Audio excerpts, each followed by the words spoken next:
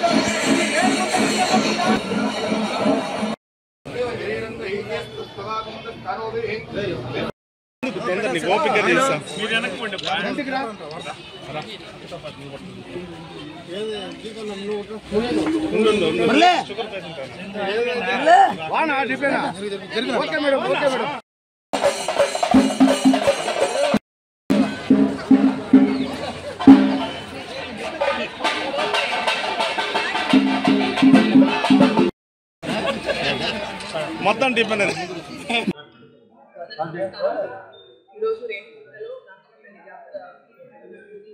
అమ్మ అందరినీ చాలా చల్లగా చూస్తుంది. మంచిగా జీవిస్తుందని నేను ప్రతి సంవత్సరం రంగరంగ వైభవంగా ఈ జాతర అంటే కొనసాగాలని అన్న మా మళ్ళీ తప్పకుండా ప్రతి సంవత్సరం ఇంకే బాగా చేసి అంటే మేము కూడా తప్పకుండా అమ్మ దీవెన వల్ల తప్పకుండా మేము first phase of development work త్వరలో ఈ మంత్లో స్టార్ట్ చేస్తాం వల్ల మీరందరూ చేస్తారు. సో ఎక్కడ చాలా బ్యాక్వర్డ్ ఉందో టౌన్లో తప్పకుండా అక్కడి నుంచే వర్క్ స్టార్ట్ చేస్తాం. సో బేసిక్గా జ్యోతినగర్ వర్క్ స్టార్ట్ చేస్తాం. సో తప్పకుండా జ్యోతినగర్ ఏరియాలో మేజర్ డ్రైన్ ప్రాబ్లమ్ సాల్వ్ అవుతుంది. సో ఈ రోజు మంచి అవకాశం కాబట్టి మంచి పని కాబట్టి దేవుడు ఆలయంలో ఖచ్చితంగా ఫస్ట్ జ్యోతినగర్లో డ్రైనేజ్ పని స్టార్ట్ చేస్తాం వచ్చే నెల. సో తప్పకుండా ఎమ్మెల్యే గారు వచ్చి